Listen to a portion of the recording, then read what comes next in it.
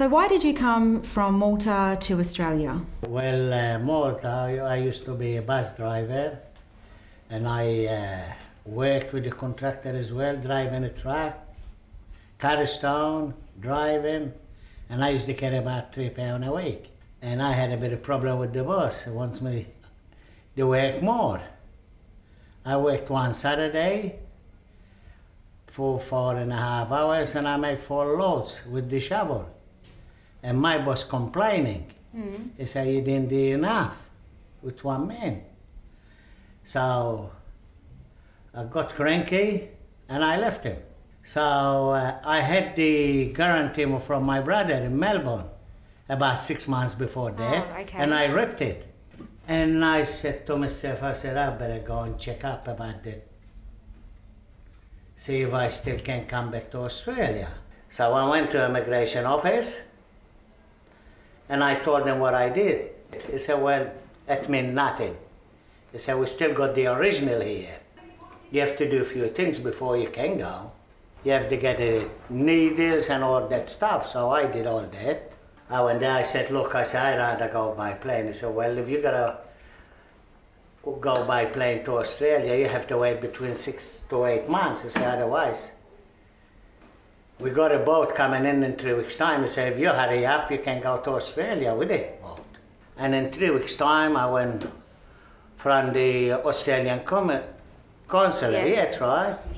And he asked me what I do in Malta.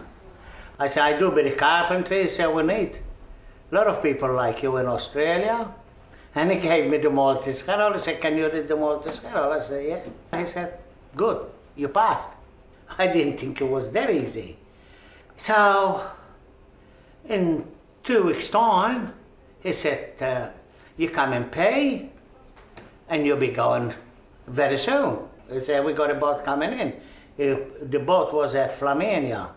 And I got the tickets. I went and paid. It was £10. When I paid the £10, he said, next week, I think it was Thursday or Friday, he said, the boat will be here. And we went to the boat, and it took us about 28 days to get to Melbourne. My brother took me home, his house, and a week later I got a job. I used to work in John Darling, flour mill, you know.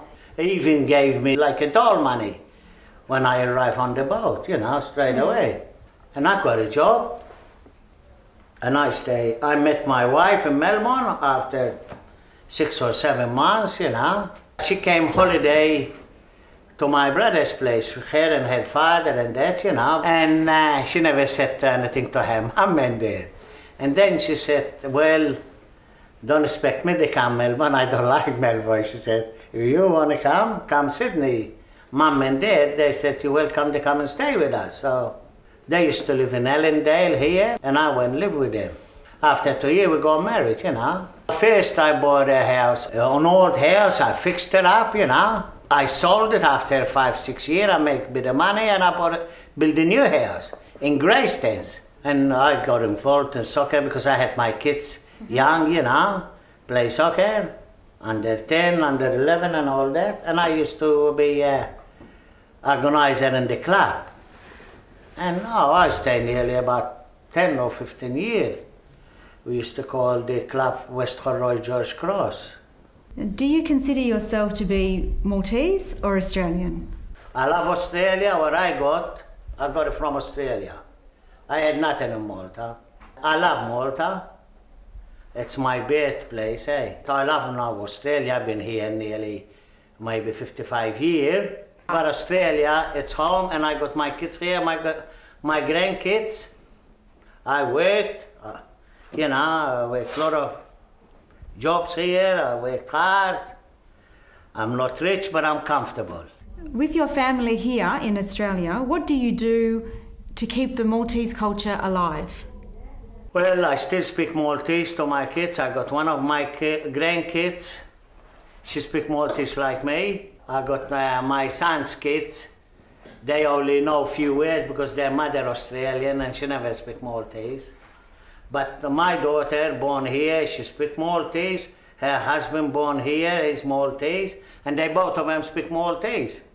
And most of my grandkids understand a bit, not all of it, but I got two of them, they understand all right and talk it, you know. If I go, like I come here today, Maltese Club, I brought one of my granddaughter because she's nearly 17. She's got no school, she's on school holiday, and I brought her with me here. How do you want to be remembered by your grandchildren and their children? Well, I want them to remember they know how much I love them, I do anything for them. I used to take them to school, I'm still doing now. Yes. I'm nearly 75. Well, thank you very much for your time. Your story is very inspiring. I appreciate that. Thank you. Thank you, Zoe. I enjoy talking to you.